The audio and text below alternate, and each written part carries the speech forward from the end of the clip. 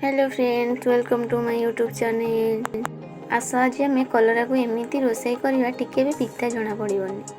प्रथमे कलरार चोपा को चांची देवा, तापरे मझीरु काटिकी ता मंजी गुड़ा बाहर करदेवा। एमती मझीरु काटिकी कलरा भितर ता मंजी गुड़ा काढ़ी नेबा।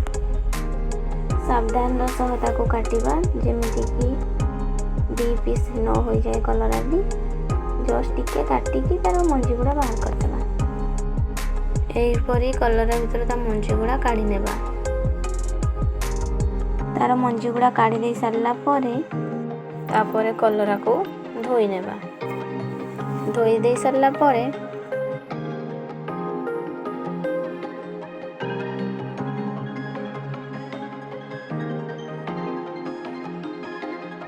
कलरा को गरम पानी रे सिझाई देबा। 3 मिनिट तक सिझा पे छाड़ी देबा। ता भितर हमर मसला रेडी कर देबा।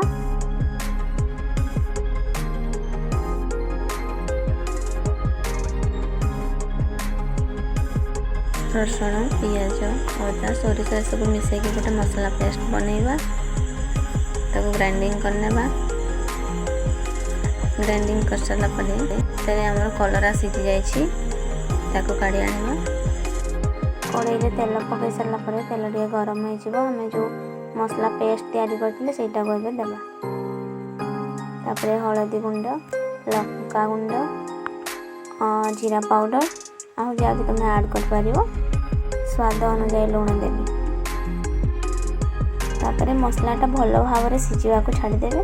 सिझी गला परे ताको काढी आनिबे। काढी आनके गोटे प्लेट रे रखि नेबे। ताको ठंडा हवा पे छाडी देबे। कलरा भितर मसला को रखिदे। एमती भाव रखिए।